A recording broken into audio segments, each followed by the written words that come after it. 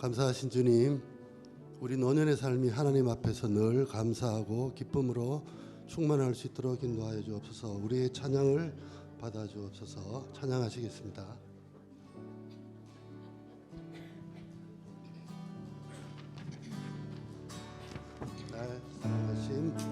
날 사랑하신 날 사랑하신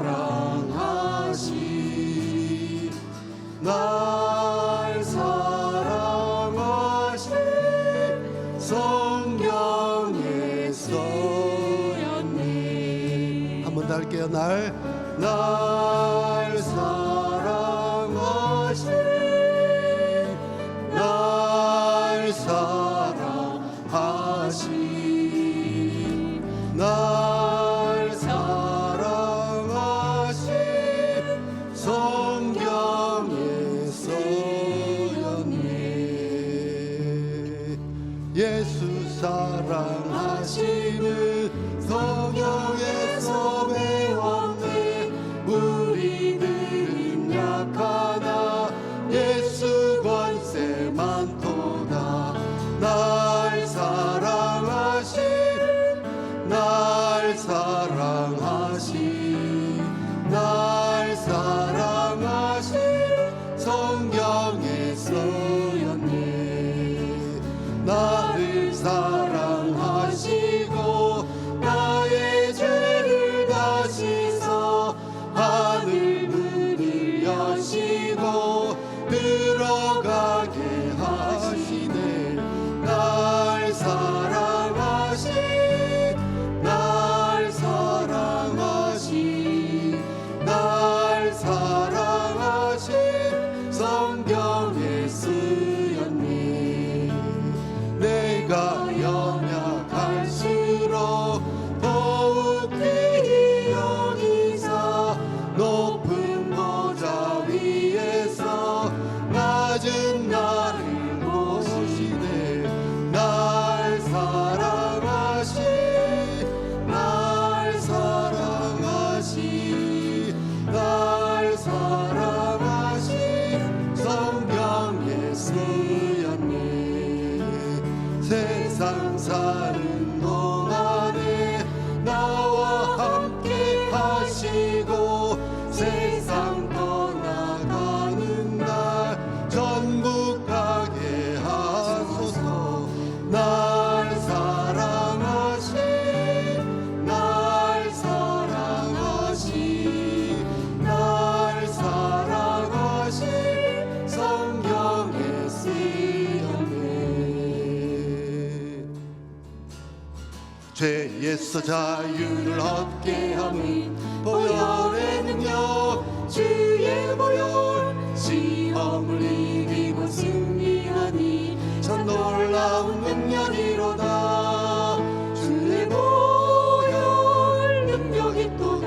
주의 피 믿으오. 주의 보혈 그 어린 양을 태우기 증거피로다.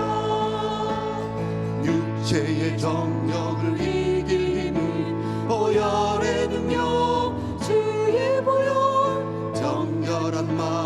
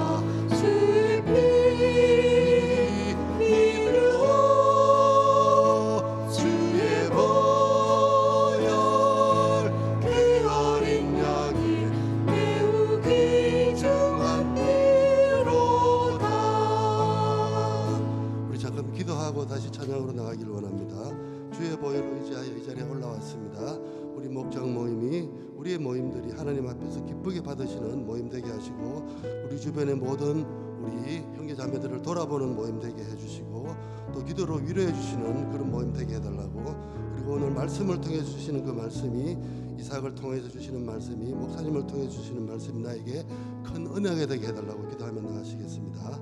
하나님 아버지 우리에게 주신 은혜가 큰 줄을 우리가 압니다. 날마다 은혜를 사명하며 이 자리를 놓았고 또 오늘 샬롬샘을 통해서 나에게 주의 보혈로 인하여 능력을 주시고 주의 피를 믿음으로 말미암아 그 어린 양의 귀중한 피로 말미암아 내가 감사하며 이 자리에 올라왔습니다. 주를 더욱더 사랑하게 하시고 주의 사랑하심이 우리 목장 모임에서 우리 모든 형제자매를 통해서 나오는 마음으로 이루어질 수 있도록 도와주시기를 간절히 소원합니다. 내가 깨닫지 못하는 기도 제목들이 드러나게 하시고 하나님이 원하는 기도를 마음껏 드리고 갈 수 있는 이 시간 될 수 있도록 인도하여 주시옵소서.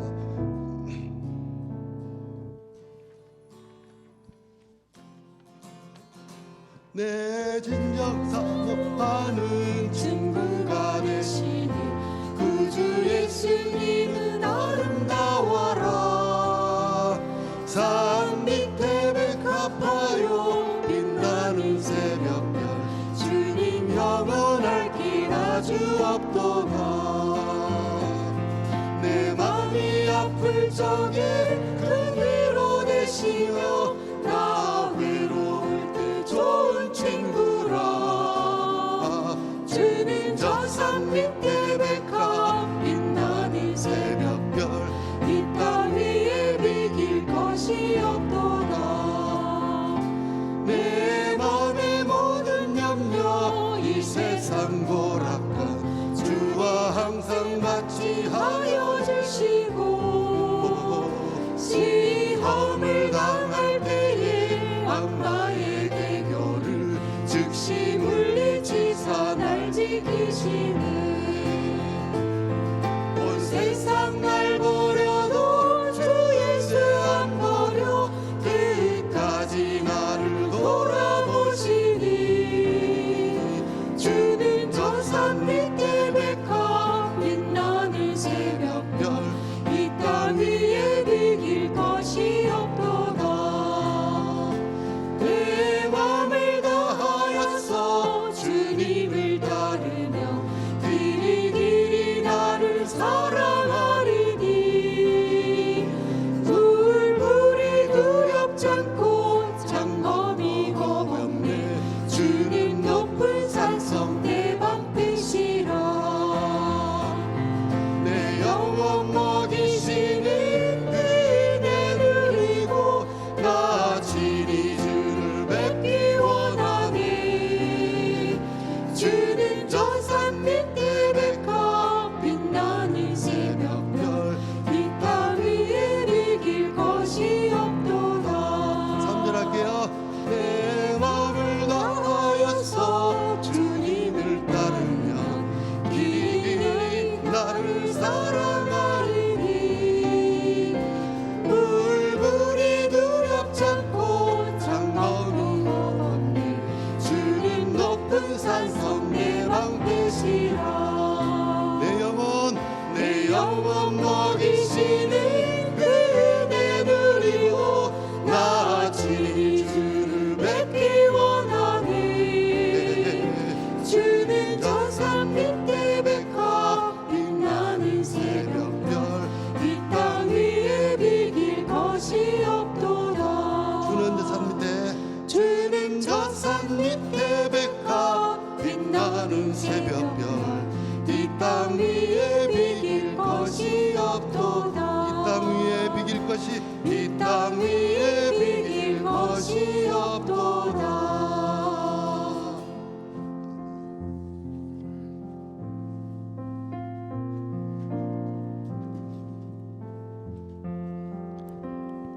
이 시간 우리를 대표해서 김명신 목자님 기도해 주시겠습니다. 다 같이 기도하시겠습니다. 할렐루야. 참 좋으신 하나님 감사합니다. 지난주 야유회를 은혜 가운데 건강하게 작은 사고도 없이 잘 다녀오게 하신 하나님 감사드립니다. 맑은 날씨와 주님이 주신 그 아름다운 자연 속에서 마음껏 천지창조의 아름다움에 꽃들의 아름다움에 흠뻑 절다가 왔습니다. 오늘도 건강 주셔서 살롬샘에 모여 예배드리게 하시고 즐거운 시간을 갖게 하신 하나님 감사합니다. 그러나 이 자리에 오고 싶어도 건강이 여의치 않아 오시지 못하시는 어르신들을 기억하여 주옵소서.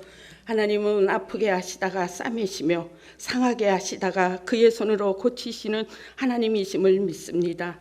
주님이 저들을 찾아가 주셔서 고쳐주시고 치료되고 회복되는 은혜를 주셔서 빠른 시일 안에 만남의 축복을 주시기를 간절히 기도드립니다. 우리들을 위하여 늘 말씀으로 기도로 준비하시며 살렘샘을 이끌어 가시는 진성만 목사님 건강 주시고 가정도 건강과 평안을 주시옵시며 오늘도 생명의 말씀을 선포하시는 목사님 붙들어 주시고 말씀을 들을 때 우리의 마음이 뜨거워지고 심령의 변화가 있게 하셔서 은혜가 넘치는 시간이 되게 하옵소서. 구원의 확신과 영생의 소망을 가지고 늘 말씀을 읽고 기도하는 우리 살렘샘 어르신들이 되도록 주님 인도하여 주시옵소서. 우리의 자녀들에게 참 믿음의 본을 보여 우리의 자녀들은 우리보다 더 깊은 주님을 사랑하며 주의 뜻을 이루며 사는 자녀들이 되게 하옵소서.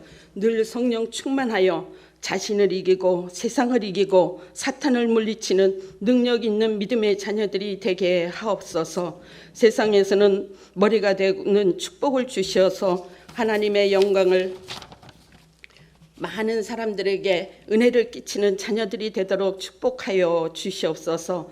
목장 식구들이 서로를 위해 기도해주며 사랑을 나누기에 부족함이 없는 아버지 목장이 되게 하시며 오늘도 시간을 드리고 정성을 다해 살렘샘을 섬기는 스태프들을 기억하여 주옵소서.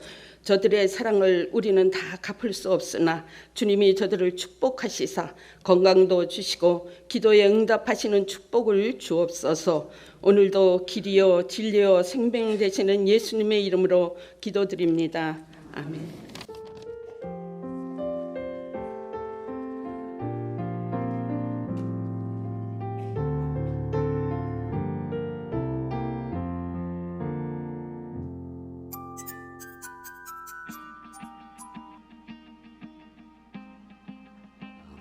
오늘 본문은 우리 주님의 기도 특강입니다. 배워서 기도하라. 2절에 보시면 예수께서 이르시되 너희는 기도할 때에 이렇게 하라. 성도님들 세상에 배울 게 되게 많잖아요. 기도 이거 배워야 됩니다. 어떻게 기도해야 될 것이냐. 아버지께 기도하라. 기도는 내용도 중요하지만은 기도의 대상을 아는 것이 정말 생명처럼 중요해요. 기도는 열심 이전의 관계입니다. 기도는 열심을 많이 떠올려요. 그런데 아무리 열심히 부르짖어도 그분이 나하고 아무 상관도 없는 분이라면 기도가 성립될 수가 없어요. 관계가 없으면 부르짖음이 소용이 없어요. 여기서 우리의 기도가 기초를 얻습니다. 그분이 내 아버지이기 때문에 나는 그분에게 기도할 자격이 있어요. 그분이 내 아버지이기 때문에 그분은 내 기도에 귀를 기울일 마음의 뜨거움이 있어요. 그래서 우리의 기도가 힘을 얻습니다.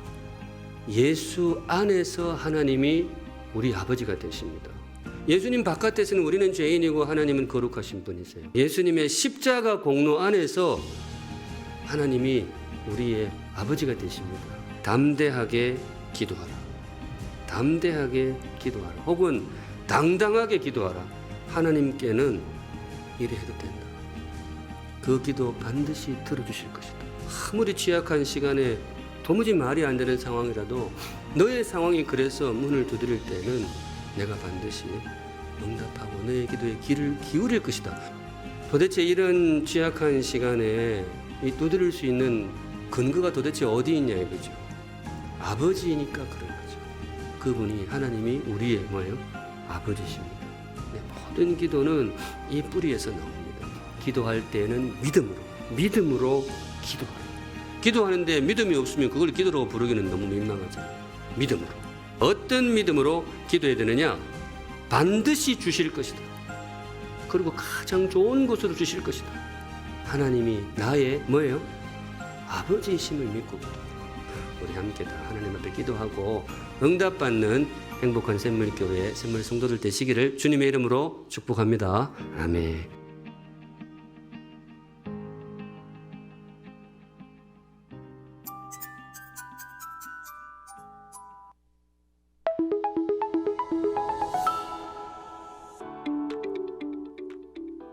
(4월 25일) 샬롬샘 소식입니다.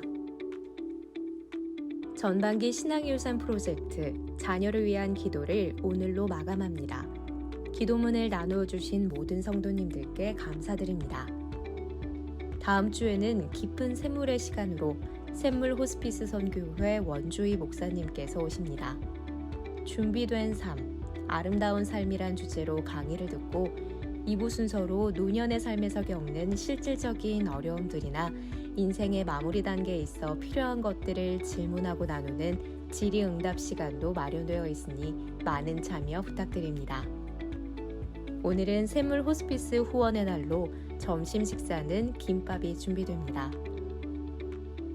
이인수 목사님의 회복을 위해 기도해 주신 교회의 사랑에 감사하여 이인수 목사님과 송영숙 사모님께서 떡을 대접하십니다. 4월 총목자 운영위 모임이 오후 1시 샬롬샘 쉼터에서 있습니다.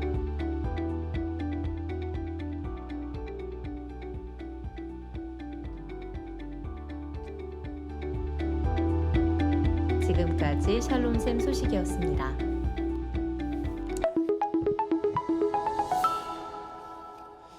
네, 여러분 소풍 다녀오신 후에 몸살 나신 분 없으시죠? 예, 하나님 너무 좋은 날씨 주시고 안전하게 저 인도해 주셔서 아까 우리 김명신 목사님 기도하셨지만 참 감사한 지난주였습니다. 또 이렇게 건강하게 다시 뵈니까 너무 좋습니다. 몇 가지 광고만 더 추가로 드리겠습니다.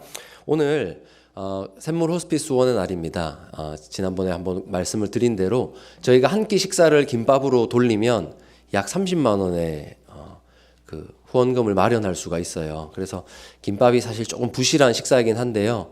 오늘 또 감사하게도 또 이인수 목사님, 송영숙 사모님께서 떡을 준비해 주셨어요. 그래서 함께 드시면 딱 이게 맞겠다 싶습니다. 그래서 좀 부실하지만 좀 이해를 해주시고 우리의 이 한 끼 섬김을 통해서 참 귀한 후원이 이루어진다는 거 기억하시고 맛있게 드시면 좋겠습니다.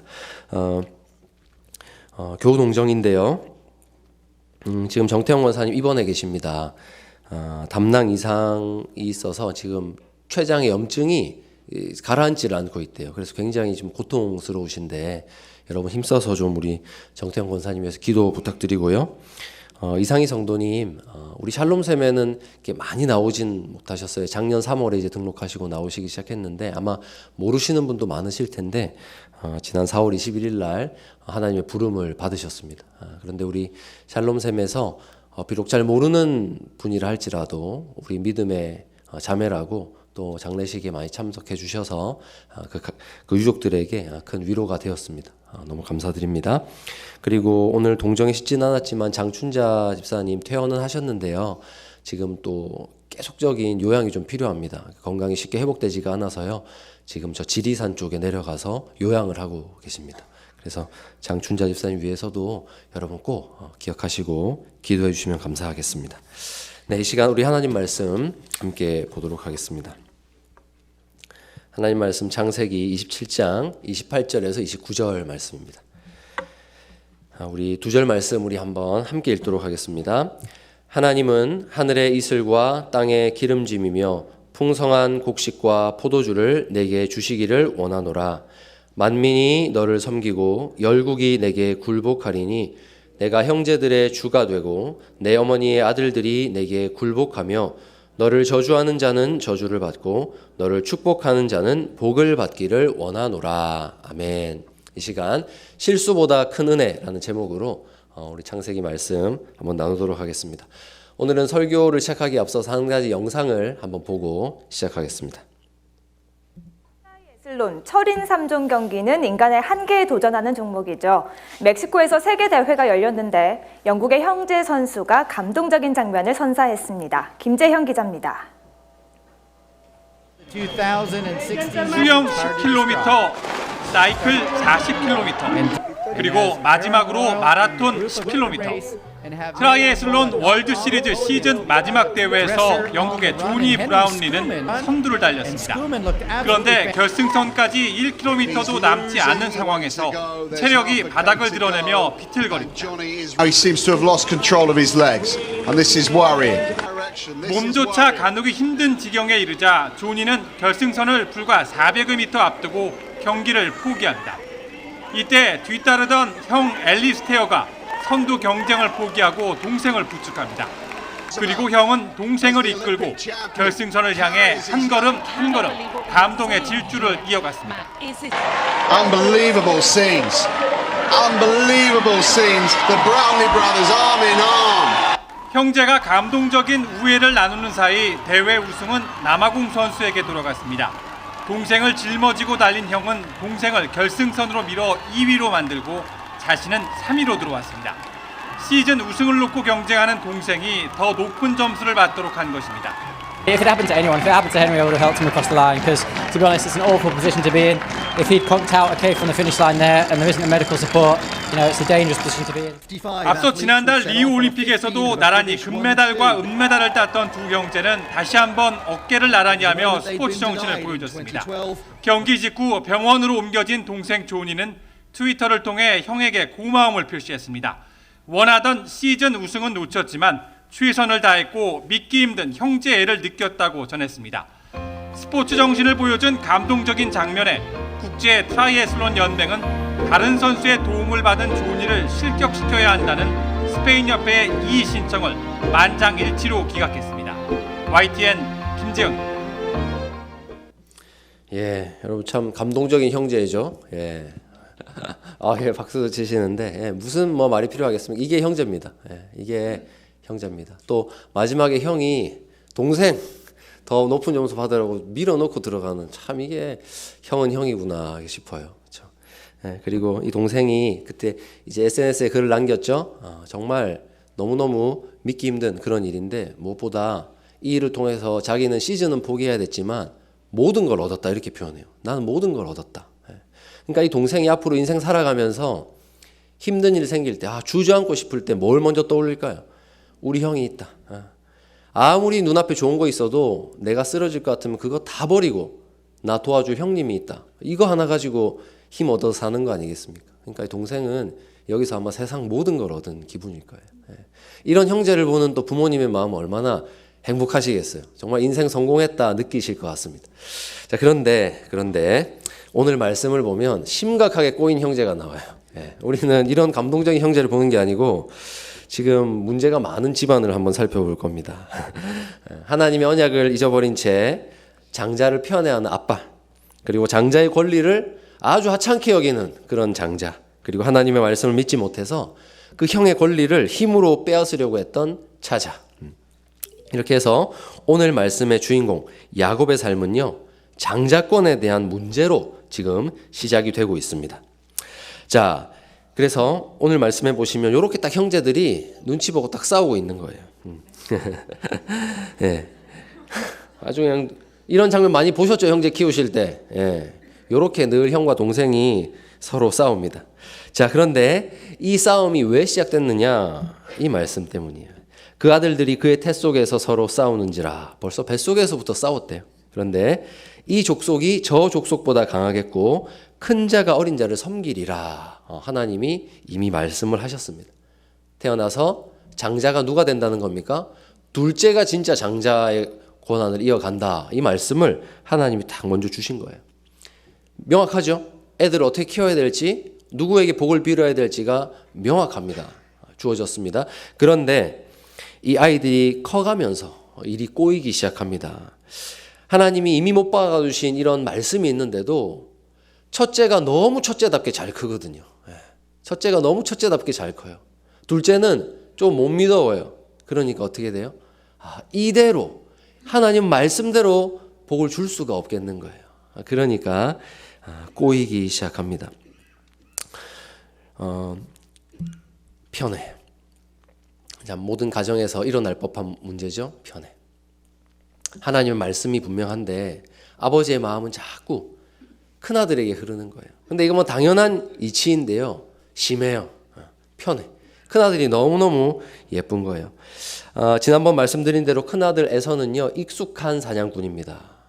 오늘 시대로 말하자면 정말 좋은 대학 나와서 성공가도를 달리고 있는 그런 사람일 것 같아요. 너무너무 자랑스러운 큰아들.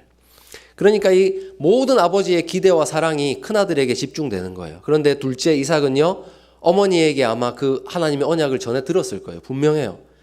어머니가 그 둘째 야곱을 심히 사랑했거든요. 그러니까 하나님께 들었던 언약을 미리 말했을 거예요. 하나님의 언약의 복은 네 거다. 장자의 복은 너에게 흘러갈 거다 했는데 야곱이 크면서 가만히 보니까 안 될 것 같거든요.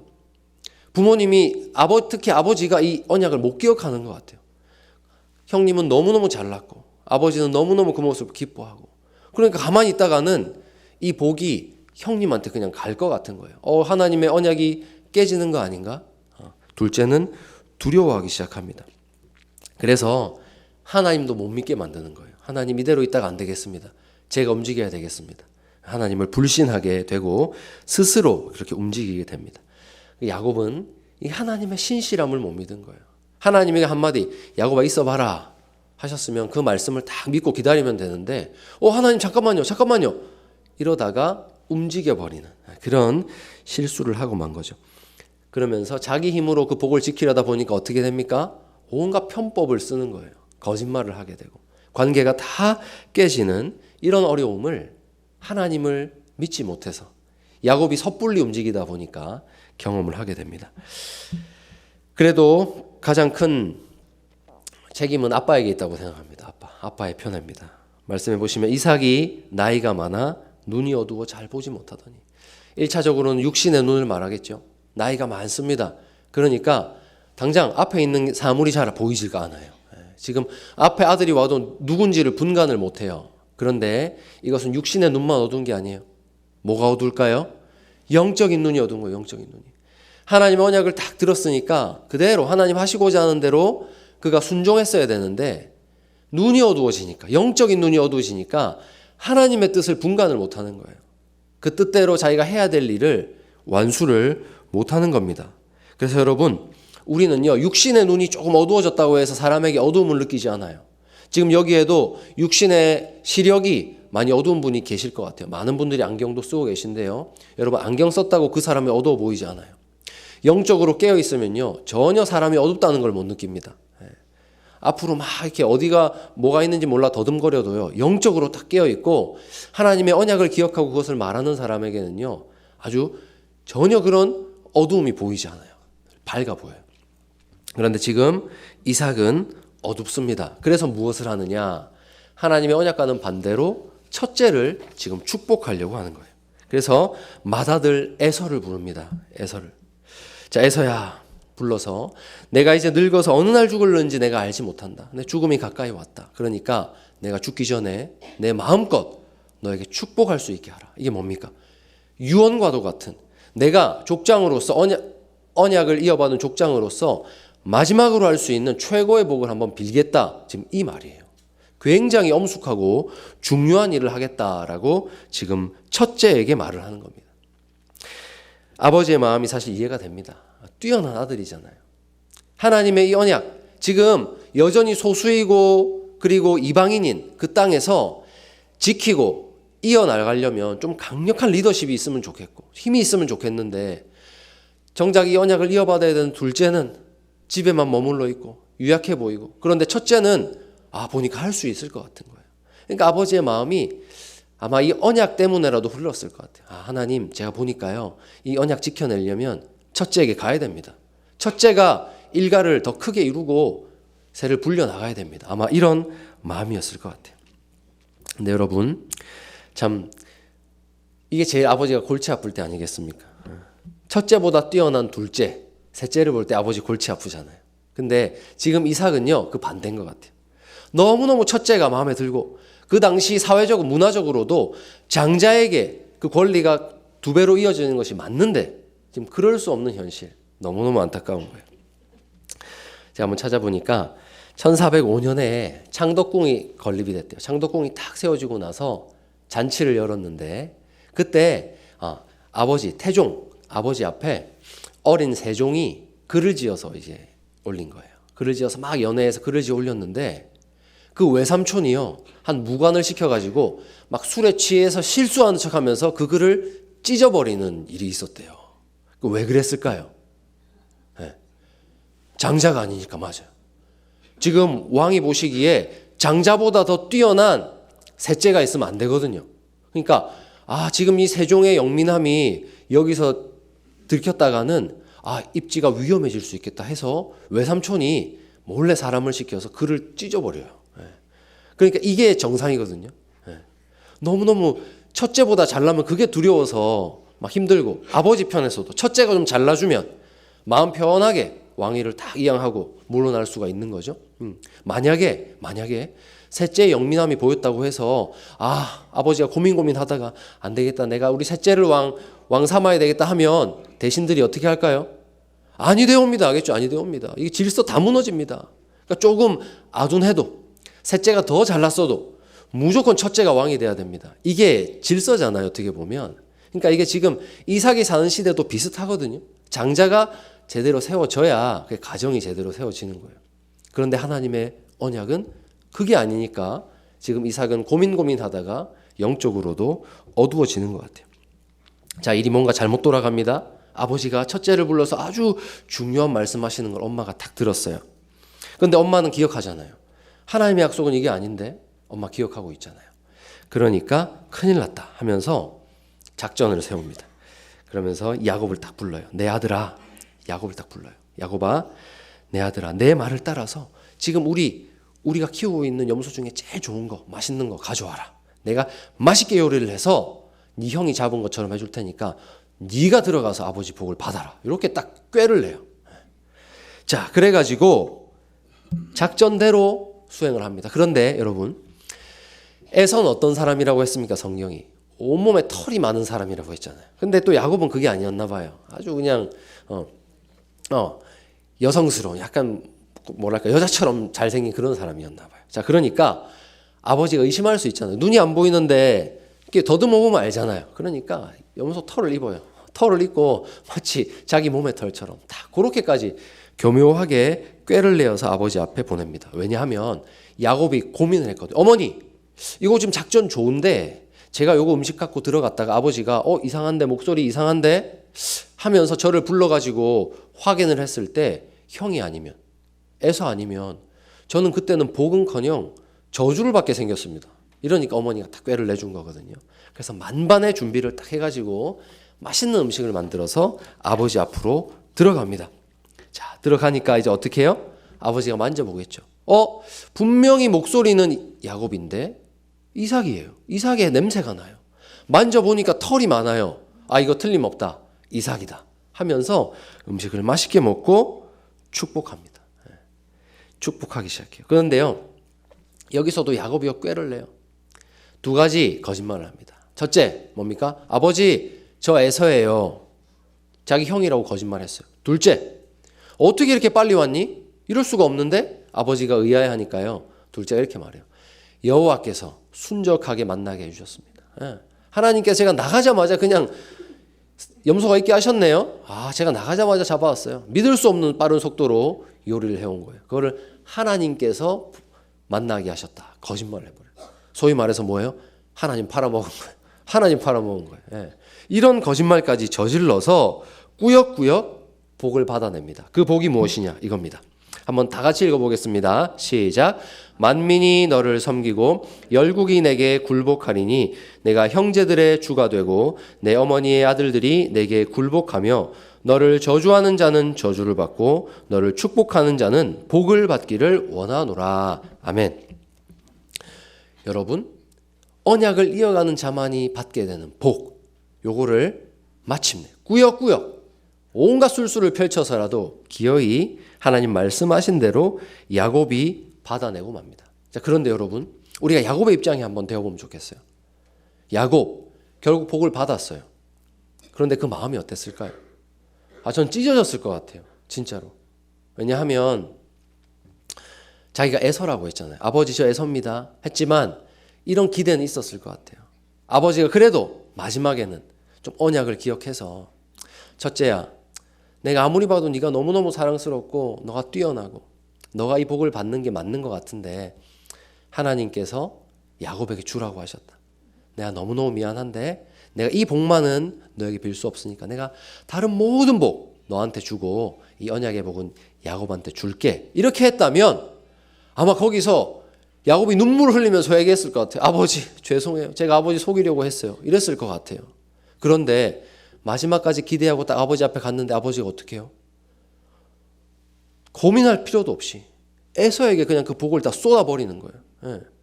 자긴 야곱인데 에서인 줄 알고 그 복을 쏟는 거예요.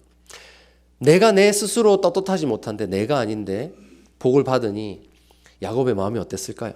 예. 이건 좀 제가 상상력을 발휘해 봤습니다. 너무너무 아팠을 것 같아요. 여전히 아버지가 형님인 줄 알고 나에게 이런 복을 비는구나. 너무 아팠을 것 같아요.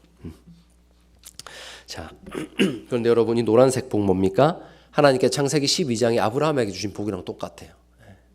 너를 민족의 아버지로 세워주겠다. 너를 통해서 하나님 나라가 세워질 거다. 그리고 너를 축복하는 자에게 내가 복을 주고 너를 저주하는 자에게 저주를 내리게 하겠다. 우리 모든 하나님의 백성들이 받는 이 복을 지금 야곱이 받고 있는 겁니다. 자, 그러니 야곱의 마음은 찢어집니다. 사랑하는 여러분, 하나님의 복은 이렇게 쟁취하는 걸까요? 어떻게 해서인지가 지금 마음은 찢어지지만 이렇게 거짓말을 해서라도 하나님의 복은 다 쟁취를 해야 되는 걸까요? 하나님의 복은 어떻게 받는 걸까요? 어떤 분이 저한테 이런 말을 한 적이 있어요. 제가 예배 시간에 좀 늦게 간 적이 있거든요. 예배 시간에 막 헐레벌떡 늦게 들어가가지고 예배가 한 중간쯤 이미 설교하고 계실 때 제가 들어간 적이 있어요.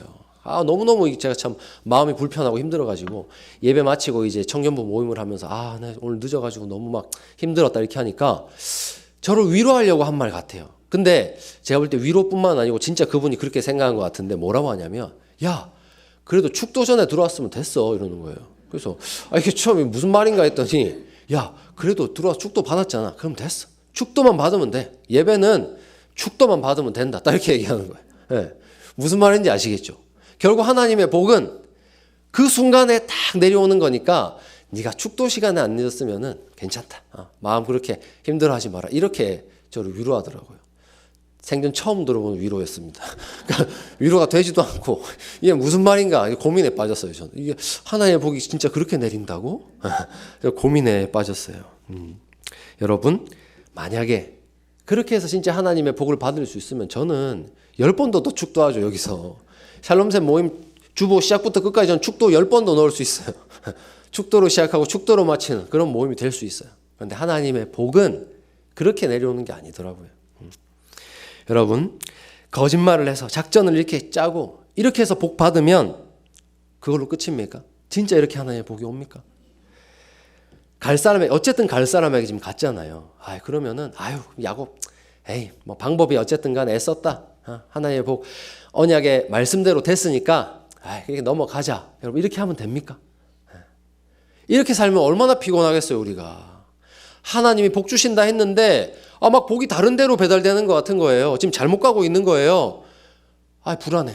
여러분 이렇게 우리가 불안하게 살면 되겠습니까? 하나님 이렇게 우리 불안하게 하시려고 약속하십니까? 하나님의 약속은 그렇지 않아요. 하나님은 우리한테 복 주신다 해놓고 막 우리를 불안하게 하시는 하나님이 아닙니다. 여러분 오늘 우리는 이 말씀을 통해서 우리가 하나님에 대해서 오해하고 있지는 않은가 생각을 해봐야 돼요. 육신의 아버지의 눈이 어둡다고 해서 하늘 아버지의 눈도 어두우실까요? 아닙니다. 네. 지금 하늘 아버지가 딱 보고 계세요. 지금 육신의 아버지가 실수하고 있거든요. 지금 복 번지수를 잘못 찾아가고 있거든요. 하늘 아버지 보고 계시단 말이에요. 그럼 우리는 어떻게 해야 됩니까? 하늘 아버지를 믿고 기다려야 돼요. 기다려야. 네. 막 내가 어떻게 해볼 거라고 지금 육신의 아버지가 실수한다고 막 내가 나서서 거짓말하고 관계 다 깨뜨리고 그럴 필요 없어요. 하늘 아버지가 보고 계신다. 우리 하늘 아버지는 실수하지 않으신다. 믿고 기다리면 됩니다. 여러분 신뢰가 없으니까 행동이 앞섭니다. 우리 하늘 아버지에 대한 신뢰가 없으니까 우리의 행동이 앞서게 됩니다. 복은요 철저하게 우리 하늘 아버지의 주권 아래 있습니다. 아버지가 주신다 했으면 그 사람한테 갑니다. 절대로 틀림이 없어요. 하나님의 복은 번지수 잘못 찾아가는 법이 절대로 없습니다. 그래서 여러분, 우리 하나님 말씀 절대로 가볍지 않다는 거, 우리 하늘 아버지 절대로 눈 멀지 않으셨다는 거 여러분 기억하시고 하나님을 신뢰하는 마음으로 잘 견디시기를 바라요. 우리 하나님은요, 그러면 왜 이런 일을 만드시는가? 언약을 함께 키워가고 싶어서 그러시는 거예요. 하나님요, 하나님 혼자 하실 수 있어요. 그런데 왜 그 아버지 어머니에게 미리 하나님의 언약을 가르쳐 주셔서 큰 자가 어린 자를 섬기리라 말씀하실까요? 함께 이 언약을 키워가고 싶은 거예요. 하나님 혼자 다 하시면 사람은 뭐합니까? 사람은 기계가 아니잖아요. 하나님은 우리를 그렇게 인격적으로 대하시는 거예요. 이사가, 내가 너를 언약을 이어갈 아버지로 세웠는데 내가 너에게 미리 나의 계획을 알려줄게. 우리 함께 이 언약 세워가보자. 너의 다음 아들에게 이 언약의 복을 잘 설명해주고 가르쳐줘. 우리 한번 함께 세워보자. 하나님 그 마음으로 부탁하신 거예요. 그렇게 함께 키워간 언약을 만들고 싶어서 하나님은 주셨는데 사람은 어떻게 합니까? 늘 실수해요. 늘. 지금 이상만 이런 게 아니에요. 저도 마찬가지입니다. 늘 실수합니다. 하나님께 받은 언약을 늘 제 마음대로 판단하고 제 마음대로 행동 옮기다가 늘 실수해요. 그렇지만 하나님 우리를 사랑하시고 인격적으로 대하시기 때문에 우리 이거 한번 함께 해보자. 우리에게 맡기십니다. 그래서 영광스럽습니다. 이 귀중한 언약을 절대로 깨어지면 안 되는 이 하나님의 놀라운 구원의 계획을 우리와 함께 하자고 하셨기 때문에 영광스럽습니다.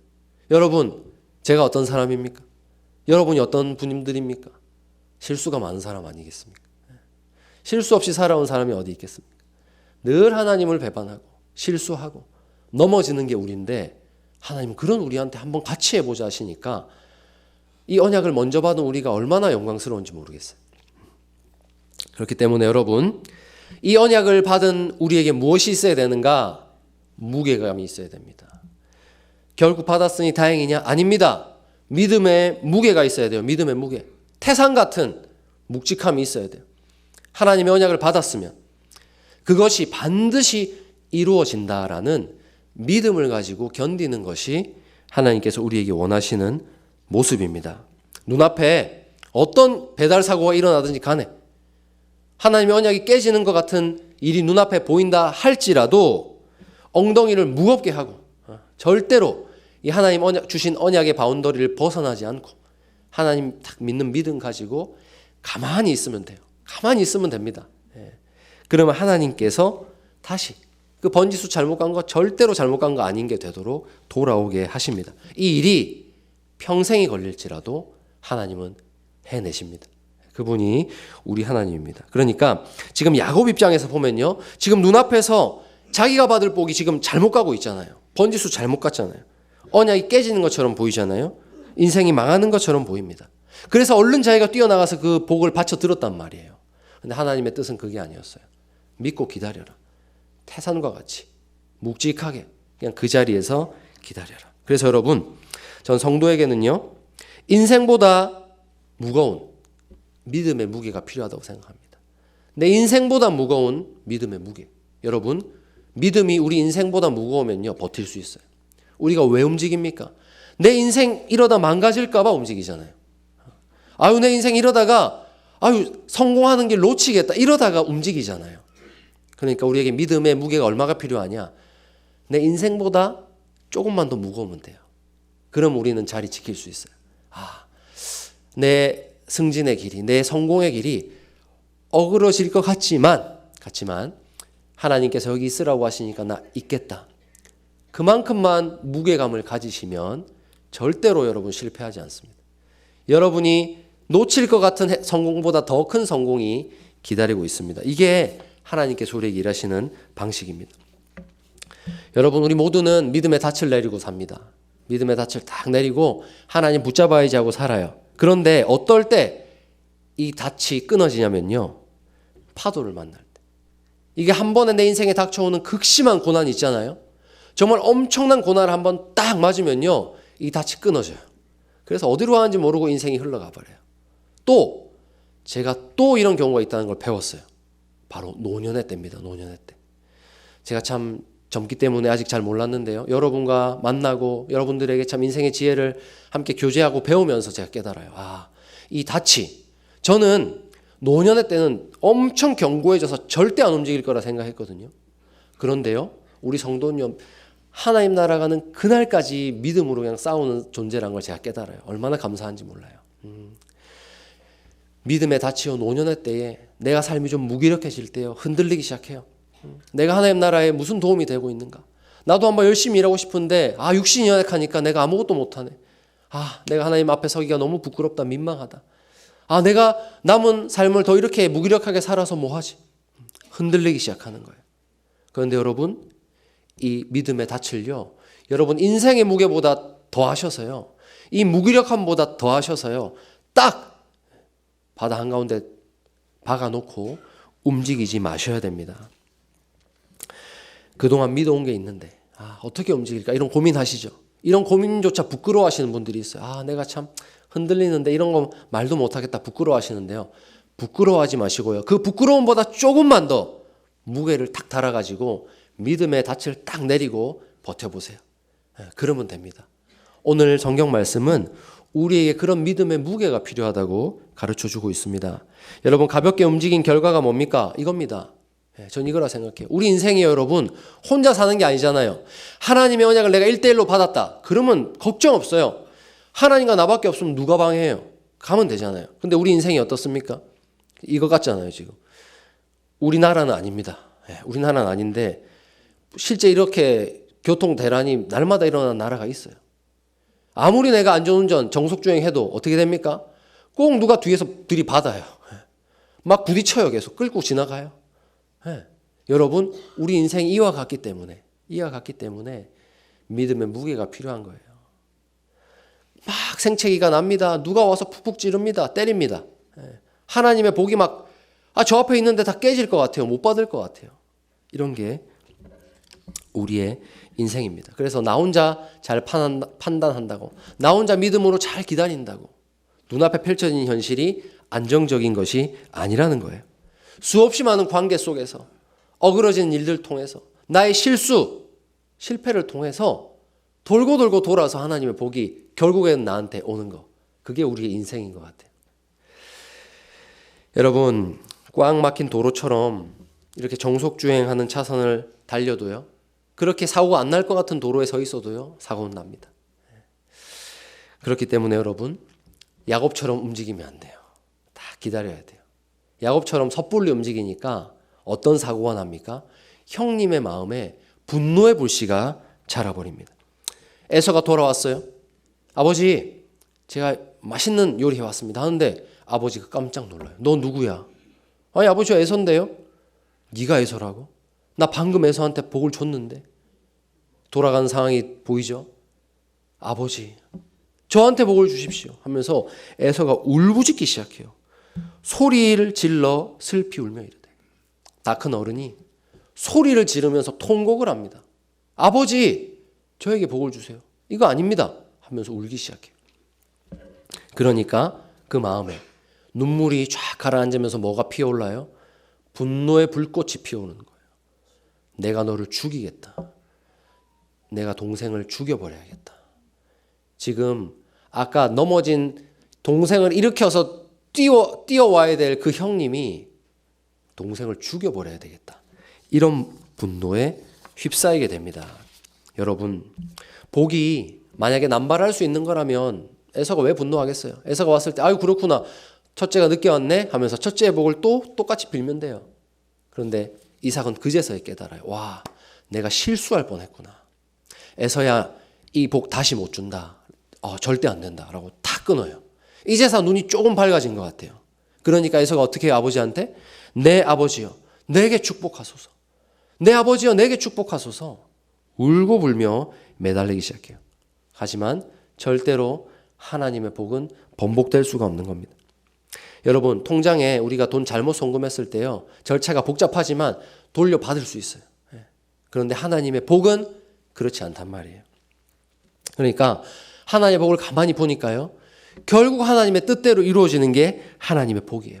속여서 빼앗을 수 있는 것도 아니고요, 악한 자들의 계략에 걸렸다 해서 빼앗기는 것도 아니에요. 그럼 반대로 내가 원한다고 줄 수 있는 것도 아니고 내가 거부한다고 환불받을 수 있는 것도 아니라는 것이 하나님의 복이라는 것을 우리가 알게 됩니다. 그래서 여러분 이렇게 생각할 수도 있어요. 어차피 복이 정해진 사람한테 갈 거라면 무슨 재미로 세상을 사나? 내가 안 될 것 같은 저 사람을 위해서 내가 왜 기도하나? 여러분 포기하고 싶은 마음이 드실 수도 있을 것 같아요. 무기력해질 수도 있을 것 같습니다.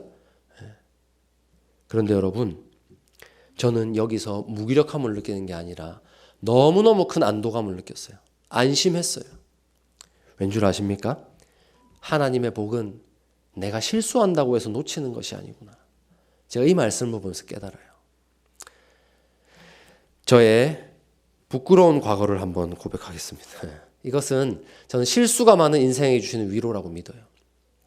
저는 하나님의 복을 받는 모태신앙으로 자랐어요. 하나님의 복이 이어지는 그렇게 믿고 살아가는 모태신앙으로 자랐는데요. 제 인생은 이랬어요. 열심히 도망쳤습니다. 하나님 믿는 가정에서 태어났다는 걸 얼마나 원망했는지 몰라요. 차라리 그냥 무교 가정에서 태어났으면 내 인생이 이렇게 힘들진 않았을 거야. 행복했을 거야. 정말 저는 괴로워했어요. 그래서 하나님 떠나서 한번 살아보겠다고 도망을 쳤어요. 제 꿈이 뭐였는 줄 아십니까? 고등학교 졸업하면 집안을 나가는 게 꿈이었어요. 그러면 교회 안 가도 되잖아요. 뭘 해서라도 내가 돈을 벌어서 살 테니까 난 교회만은 가고 싶지 않다. 이게 제 꿈이었어요. 그런데 그런 저만 믿고 형아 같이 나가자. 저를 기다렸던 2살 아래 동생이 제가 신학교 간다 했을 때 얼마나 절망했을까요? 아마 크나큰 배신감을 느꼈을 것 같아요. 이랬던 형이 신학교 간다고 하니까 배신감을 느꼈을 거예요. 여러분, 저는 많이 도망쳤어요. 그런데요, 제가 하나님의 은혜를 깨닫고 돌아왔을 때 제가 뭘 감사했는 줄 아십니까? 하나님, 이런 저를 놓치지 않아 주셔서 감사합니다 했어요. 제가 하나님 앞에서 얼마나 하나님 앞에서 불경스럽게 배은망덕하게 행동했는지 몰라요. 하나님이 태어나자마자 예배할 수 있는 그런 복을 주셨는데요. 전 그게 싫더라고요. 차라리 믿지 않는 가정에서 태어났다면. 그러니까 이게 무슨 의미냐면요. 출애굽한 이스라엘 백성들이요. 다시 애굽에 돌아가고 싶어요. 똑같은 말을 한 거예요. 하나님의 구원마저 부정하는, 구원의 은혜 필요 없어요라고 말하는 그런 죄를 저지르고 도망쳤던 전데요. 하나님이 저에게 복 주시기로 작정하시니까요. 제 실수가 그 복을 끊어내지를 못하더라고요. 아무리 도망가도요. 하나님 저를 찾아내시더라고요. 그러니까 저는 오늘 이 말씀을 볼 때, 창세기 27장의 말씀을 볼 때 내가 아무리 실수해도 나를 구원하시려는 하나님의 은혜가 더 크구나. 그것을 깨닫고요. 얼마나 감사했는지 몰라요. C.S. 루이스라는 학자가 있습니다. 이 사람이 하나님을 만난 그것들을 자서전을 통해서 공개한 적이 있어요. 파트 제목이 체크메이트예요. 체크메이트. 그냥 걸렸다는 거예요. 자기가 이제 체스에서 완전히 지는 체크메이트를 당했다는 겁니다. 얼마 가지 않아 주도권이 나에게 있다는 환상조차 붙들 수 없게 되었다. 하나님이 계속해서 자기를 압박해 오시는 거예요. 무신론자였거든요. 근데 하나님이 계속 그 사람을 공격해 들어오시는 거예요. 너 아니야, 너 내 거야. 너 내 거야. 그러니까 처음에는 하나님과 수싸움을 한다고 생각했어요, 이 사람이. 근데 나중에 가서 보니까 이게 주도권이 나한테 없는 게임을 내가 하고 있었구나. 이거 전적으로 하나님이 그냥 두시는 체스판에 내가 올라와 있었구나 느낀 거예요. 그러면서 이렇게 고백합니다. 나는 하나님을 찾아 나서지 않았다. 뭡니까? 하나님이 그냥 전적으로 자기 인생에 찾아오셨다는 거예요. 그래서 그분은 사냥꾼이었대요. 그분은 사냥꾼. 자기는 사슴이고. 근데 이 사냥꾼이 얼마나 대단한지 인디언처럼 어디를 가도 자기를 쫓아와서 자기를 마침내 잡아냈다는 거예요. 제가 이 대목을 읽으면서 소름이 돋았어요. 이분 나랑 똑같이 느꼈네. 이 어른이 나랑 똑같이 느꼈구나. 나 정말 사슴처럼 내 마음대로 뛰어다니고 도망쳤는데 우와, 하나님 얼마나 탁월한 사냥꾼이었는지 나를 절대로 놓치지 않고 잡아주셨네. 사슴이 불쌍한 게 아니라요. 사냥당한 게 너무 감사한 거예요. 내가 내 힘으로 도망칠 수 없었다는 거. 얼마나 감사한 일인지 몰라요. 여러분, 우리 그 은혜로 지금 이 자리 지키고 있습니다. 그 은혜로 우리 이 자리 지키고 있습니다. 나는 지금 야곱의 삶을 돌아보면서 이 가정은 이렇게 신뢰하지 않고 자기 생각대로 살더니 이런 어려움을 겪네. 우리 가정은 이러지 말아야지. 이 정도 교훈을 얻기 위해서 우리 이 말씀 나눈 게 아닙니다. 우리 이렇게 살지 맙시다 하는 거 아닙니다, 여러분. 어차피 우리네 인생도 비슷합니다. 야곱의 집안사와 같은 실수투성이 가득한 것이 우리 인생 아니겠습니까? 그러니까 그렇게 살지 맙시다라고 교훈이 끝나서는 안 돼요. 메시지가 우리 그렇게 살지 맙시다 한다고 우리 실수 안 합니까? 하잖아요. 지금 그 말씀 드리는 게 아닙니다. 그저 그렇게 내 삶이 흔들리는 순간에 언약이 깨지는 것 같아서 내가 포기하고 싶고 내 힘으로 뭔가 해봐야겠다 하는 그 순간에 이 말씀을 기억하시고 무게를 더해서 딱 그 자리에 머물러 계시라 이 말씀 드립니다. 오늘 하나님의 말씀은요, 섣불리 움직이지 마라. 내 말씀이 나갔으니 너희는 섣불리 움직이지 마라. 네가 아무리 실수해도 내가 책임지겠다. 하나님 그런 위로를 우리 실수투성인 인생들에게 주시는 것이라고 믿습니다. 이제 말씀 맺습니다. 여러분, 믿음의 무게를 여러분 인생의 무게보다 무겁게 하시는 우리 모든 샬롬샘 성도님 되시기를 주님의 이름으로 축복합니다. 그런데 여러분, 이것이 어렵습니다. 이것이 쉬웠다면 다 이렇게 삽니다. 참 어렵기 때문에 여러분 기도하면서 노력이 필요합니다. 이 말씀 여러분 에서가 들었던 말씀이거든요. 내 아들아 내가 내게 무엇을 할 수 있으랴. 어쩌면 야곱이 거짓말 속임수하지 않았다면 어쩌면 야곱이 들어가서 들어야 할 말씀이 이거였어요. 내 아들아 내가 무엇을 할 수 있으랴.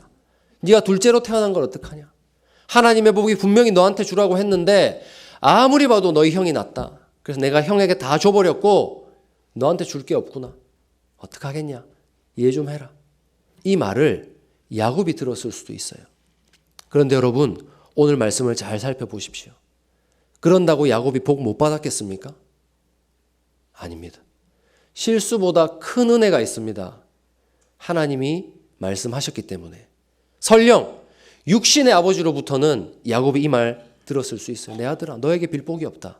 하지만 하늘 아버지께서 어떻게 하십니까? 그대로 야곱에게 주십니다. 그것이 우리에게 주시는 하나님의 위로입니다.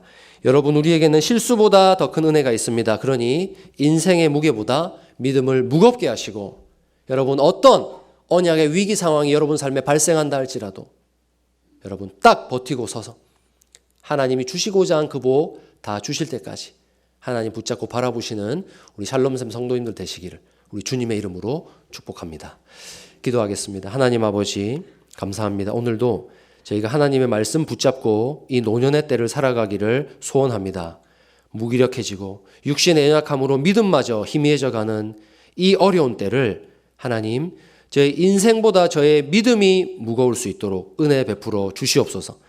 하나님의 이름 부르기가 점점 지쳐가고 그 하나님을 의지하는 것조차 떠나고 싶을 때 하나님 우리에게 믿음 더하셔서 태산과도 같은 무게를 가지고 하나님 예배하는 자리를 버티고 설 수 있도록 하나님을 향해 기도하고 찬양하고 함께 교제하는 이 자리를 지켜낼 수 있도록 하나님 우리 인생에 무게를 더하여 주시옵소서. 그리하여서 우리 모든 샬롬샘 어른들이 하나님 앞에 서는 그날까지 하나님 우리에게 약속하신 것 틀림없이 이루셨다고 고백할 수 있도록 그 복 다 받아 누리는 날을 마침내 볼 수 있도록 하나님 이 실수투성이인 저희들의 삶을 은혜로 지켜 주시옵소서. 하나님께서 앞으로 남은 우리 어르신들의 삶도 그 은혜로 지켜 주실 것을 믿으며 우리 구주 예수님의 이름으로 기도합니다. 아멘. 이제는 우리 구주 예수 그리스도의 은혜와 하나님의 사랑과 성령의 교통하심이 우리의 인생보다 우리의 믿음의 무게를 더하시기를 소원하는 모든 사랑하는 샬롬샘 성도님들과 샘물교회 위에 지금부터 영원토록 함께 있을지어다. 아멘.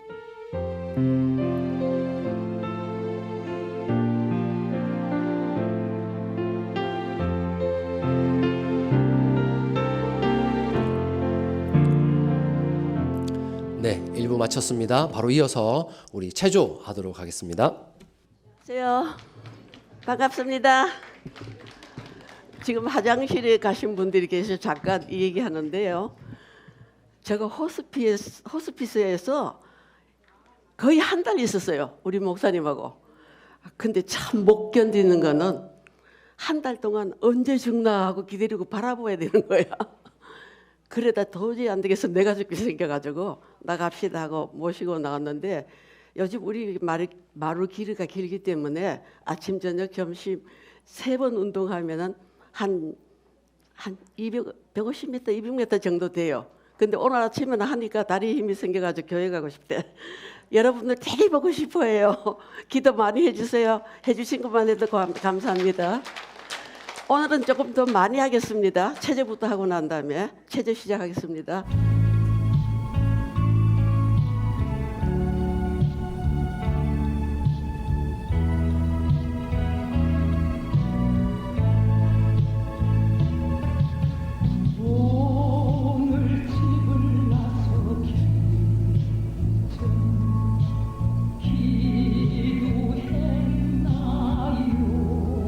돌리기.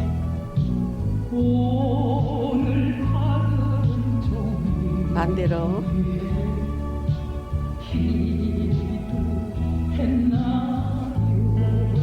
다시 쭉. 쭉. 흑열. 그래야 몸이 바라집니다. 앞으로, 뒤로. 오른쪽, 왼쪽. 돌리기.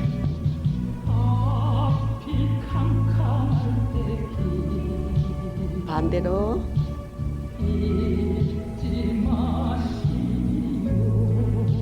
어깨 운동. 많이 올려서 뒤로. 반대로.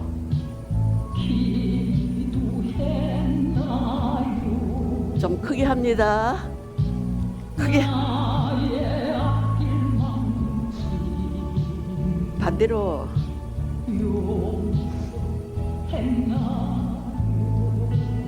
더 크게. 허리 쭉. 반대로.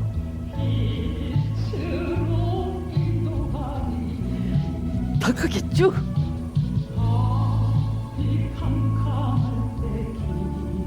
천천히 내리고.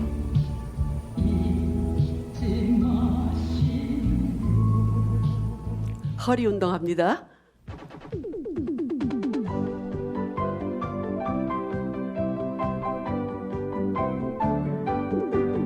당신은 지금 어디로 가나요? 발걸음 무겁게 이 세상 어디 쉴 곳 있나요? 허리는 다 돌려요. 돌려. 팔은 달리기. 예수 앞에는 안식이 있어요. 평안이 넘쳐요. 십자가 열 믿는 자마다 구원을 받아요. 크게. 예수 믿으세요. 예수 믿으세요. 예수 믿으세요. 예수 믿으세요. 다시. 당신은 오늘 누굴 만났나요? 위로 받았나요?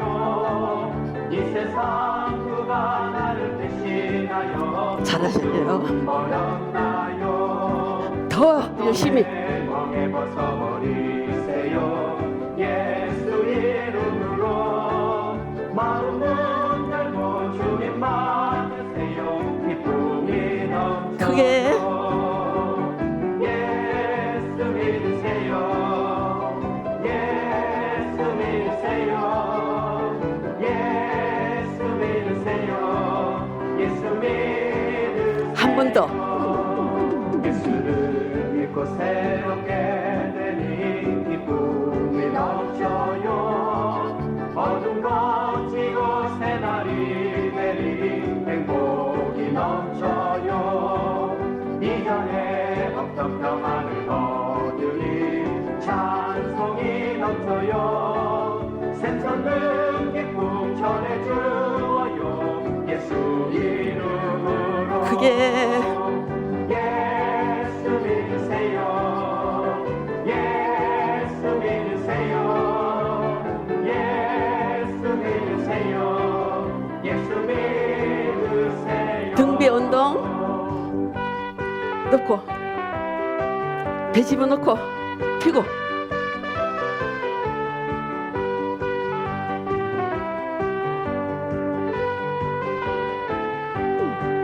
크게 쭉 주의 십자가 보혈로 죄 씻음 받기를 원하네. 위로 내 죄를 씻으신 주 이름 찬송합시다.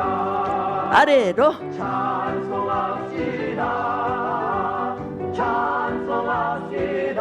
위아래로 하나 내 죄를 씻으신 둘. 주 이름 찬송합시다. 앞으로 쭉쭉 쭉 내 약을 속하여 주신 주 내 속에 들어와 계시네. 그릇 땡기. 십자가 앞에서 주 자. 이름 찬송합시다.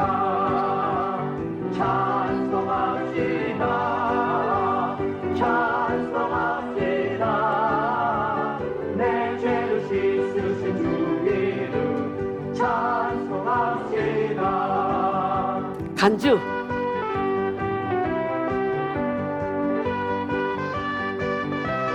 배 집어넣고 피고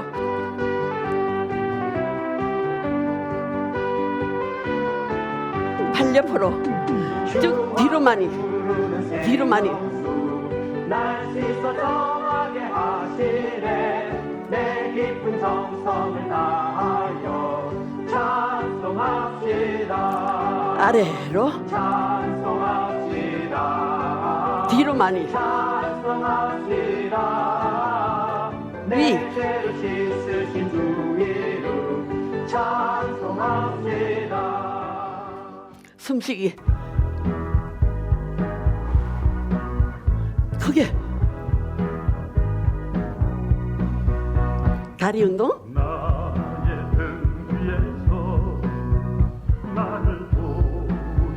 어깨 쫙 펴고 우리는 이제 몸을 바르게 하는 것이 목적이에요. 구부러지지 않게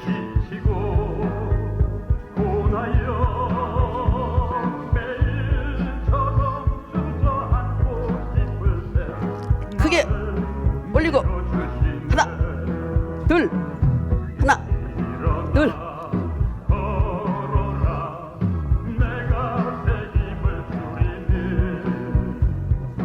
하나 들고 힘들면은 자꾸 하더라도 다리를 올리세요. 하나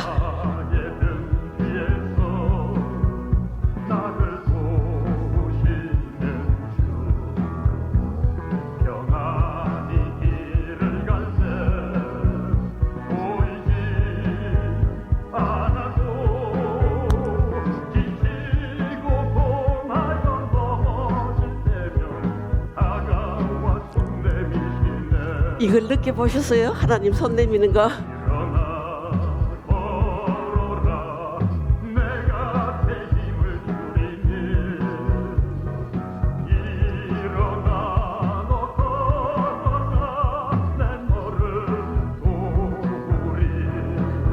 제자리 하나 뒤로 많이 둘 어깨를 많이 보내야 운동이 많이 돼요. 하나 쭉쭉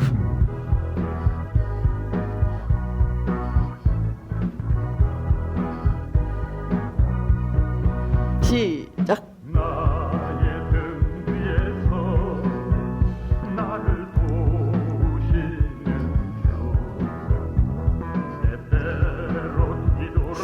소리 질러 볼까요? 하나씩.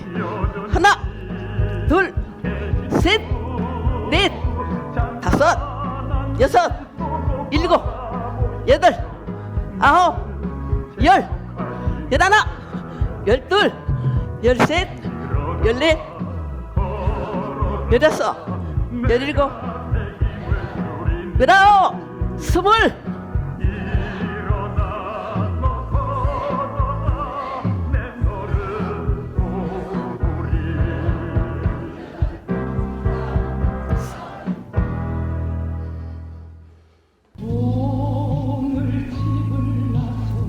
쭉 반대로 쭉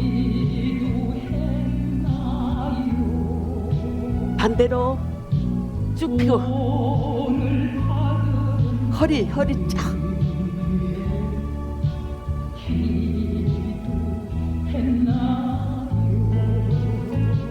쭉쭉.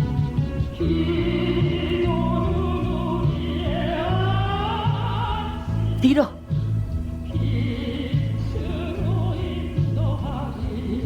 붙이기 붙이기. 다시.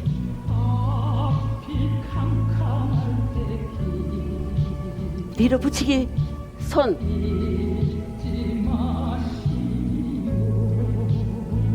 오른발 힘주기. 쭉. 쭉.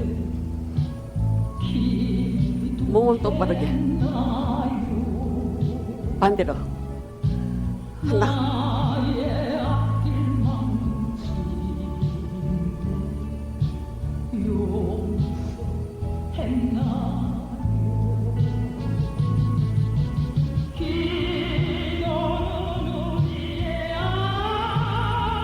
쭉쭉 가성대기.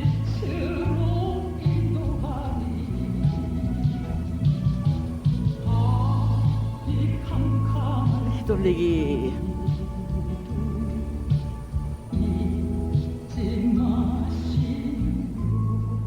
아우, 수고하셨어요.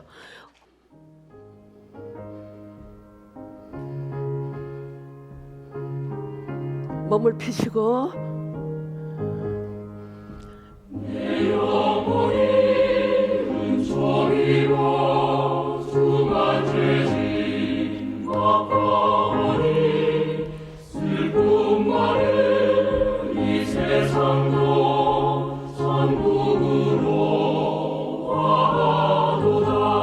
앞으로.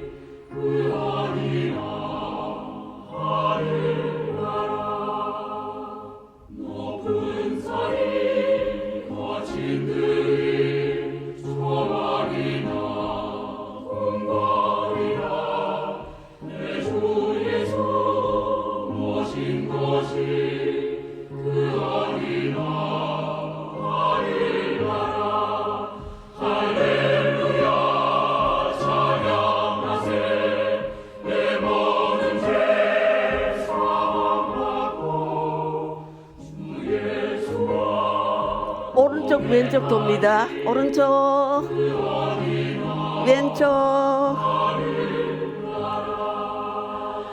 수고하셨습니다.